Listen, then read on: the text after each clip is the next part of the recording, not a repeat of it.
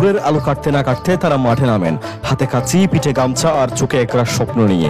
এই মানুষগুলো আমাদের দেশের প্রাণ, বাংলার কৃষক। তাদের জীবনের প্রতি ক্ষণ জুড়ে থাকে পরিশ্রম, প্রার্থনা আর প্রতীক্ষা। আজকের এই ভিডিওতে আমরা তুলে ধরবো সেই মানুষদের গল্প, যারা রোদে পড়ে বৃষ্টিতে ভিজে দেশের খাদ্যের চাকা ঘোরান।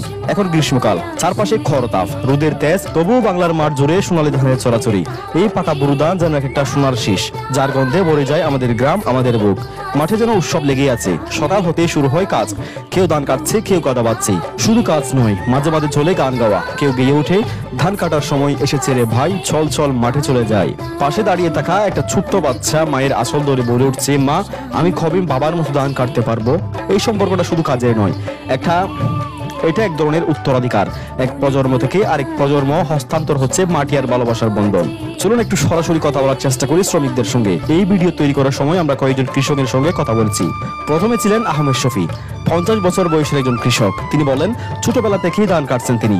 আগে বাবার হাত ধরেই মাঠে নামতেন, আর এখন ছেলে মেয়েরা আমাকে দেখেই মাঠে আসে। কিন্তু আগের মতো লাভ আর নাই। ধানের দাম কম, খরচ বেশি, তবু কি আর করবো, এই কাজ না করলে খাবো কি। তিনি একগাল হেসে যোগ করলেন, মাঠের ধান দেখতে সোনার মতো লাগে, কিন্তু যখন বিক্রি করতে যায় তখন মনে হয় এটা বুঝি পিতলের দামেও যায় না। সন্ধ্যা গনিয়ে এলে তারা ধানের কাঁথা মাথায় নিয়ে ফিরছেন বাড়ির পথে। রোদে পোড়া মুখগুলো ক্লান্ত, কিন্তু চোখের মুখে এক ধরনের শান্তি। বাড়ির উঠোনে ধান ডালা হলো, শুরু হলো ঝাড়ার কাজ। চারদিকে ছড়িয়ে পড়ে ধানের সেই চেনা গন্ধ, যেই গন্ধে ছড়িয়ে আছে মাটির গ্রান, জীবনের গল্প। এই দৃশ্যগুলো সত্যি বাস্তব। এগুলো সিনেমা নয়, কোনো নাটকও নয়। এগুলো বাংলার প্রতিটি গ্রামের, প্রতিটি পরিবারের মাটি ছোঁয়া জীবনের কাহিনী। তবে এই গল্পে শুধু সোনালী ছবি নেই, আছে বাস্তব কিছু চ্যালেঞ্জও।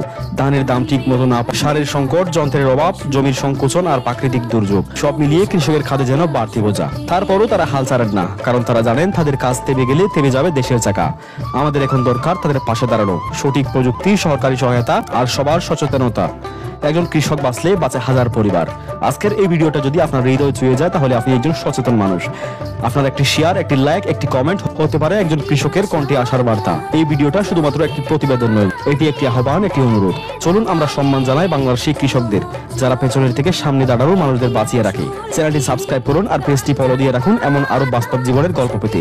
বাংলার মাটি, বাংলার মানুষ, এটাই আমাদের ধর্ম। চলুন তাদের পাশে থাকি। ধন্যবাদ সকলকে।